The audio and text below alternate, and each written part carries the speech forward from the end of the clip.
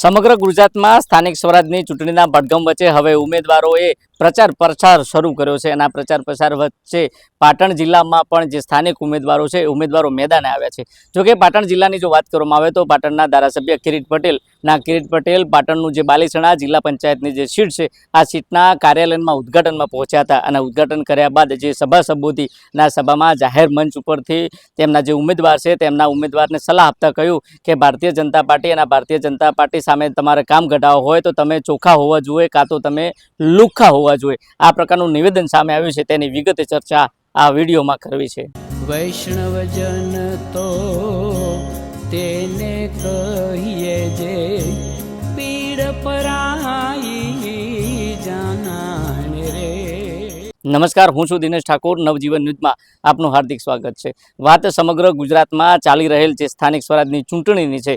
પાટણ જિલ્લો, આ પાટણ જિલ્લાનું જે બાલીસણા જિલ્લા પંચાયતની જે સીટ છે આ સીટના ઉમેદવારનું કાર્યાલયનું ઉદ્ઘાટન કરવા પાટણના ધારાસભ્ય કિરીટ પટેલ પહોંચ્યા હતા અને આ જે બાલીસણા જિલ્લા પંચાયતની જે સીટ છે અને આ સીટ સહિતના જે તાલુકા પંચાયતના જે ઉમેદવારો હતા આ ઉમેદવારો હાજર હતા અને તે દરમિયાન રિબિન કાપી તેનું ઉદ્ઘાટન કર્યું હતું અને ઉદ્ઘાટન કર્યા બાદ જાહેર સભા મળી હતી અને આ જાહેર સભા સંબોધતા પાટણના ધારાસભ્ય કિરીટ પટેલે કહ્યું કે ભારતીય જનતા પાર્ટીની સામે તમારે જો કામ ઘટાડવા હોય તો તમે દૂધથી ધોયેલા હોવા જોઈએ કાં તો લુખ્ખા હોવા જોઈએ। તેમનો કહેવાનો મતલબ એ છે કે જે પ્રકારે ભારતીય જનતા પાર્ટી છે ભારતીય જનતા પાર્ટીના જે સામેના જે ઉમેદવારો છે આ ઉમેદવારો નોન કરપ્ટેડ હોવા જોઈએ તો જ તમે ચાલી શકો, નહીં તો તમારી સામે ગુજરાત સરકાર જે છે જે ભારતીય જનતા પાર્ટીના જે નેતાઓ છે પોલીસ રેડ કરાવી શકે છે, ઇન્કમ ટેક્સ નહીં રેડો કરાવી શકે, તમને એન પ્રકારે હેરાન કરી શકે છે। જો આ તમામ બાબતને લઈને કે વિડીયો વાયરલ થયો છે અને આ વિડીયોમાં ધારાસભ્ય કિરીટ પટેલ શું કહી રહ્યા છે તે પણ તમે સાંભળો।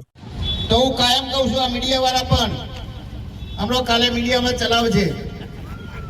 મજબૂતાઈથી તમારે લડવું હોય, સરકાર પાસેથી કામ લેવું હોય તો તમારી પાસે બે બાબત હોવી જોઈએ।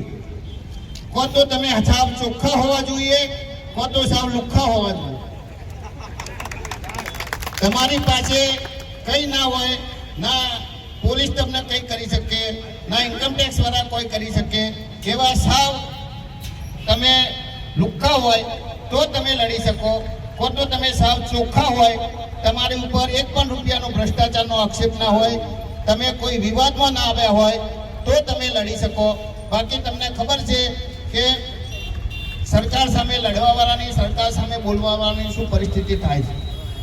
એટલે તમને બધાને વિનંતી કે જેવી ચૂંટણી પતે એ બધી બહેનો બેઠી છે, બહેનો તમે જો તે પ્રકારે જે જિલ્લા પંચાયતની જે બેઠક હતી ના બેઠકના કાર્યાલયમાં જે ઉદ્ઘાટનમાં જે પહોંચેલા પાટણના ધારાસભ્ય કિરીટ પટેલે એક વિડીયોનો વાયરલ થયો અને વિડીયો વાયરલમાં તેમણે કહ્યું કે આ જે સત્તામાં બેઠેલી જે સરકાર છે આ સરકારની સામે જો તમારે કામ ઘટાડવું હોય તો તમે સાવ લુખ્ખા હોવા જોઈએ કાં તો તમે સાવ સાચા હોવા જોઈએ। કારણ કે આ જે સરકાર છે જો સરકારમાં તમે જો તેની સામે પડો છો તો તમે આ પ્રકારના હોવા જોઈએ, નહીં તો આવનાર સમયમાં જે પોલીસ છે, એડી છે આ તમને એનકેન પ્રકારે હેરાન કરી શકે છે અને જેલના સળિયા પાછળ ધકેલી શકે છે। આ પ્રકારનો હાલમાં વિડીયો કિરીટ પટેલનો વાયરલ થયો છે। દિનેશ ઠાકોર, નવજીવન ન્યૂઝ, પાટણ।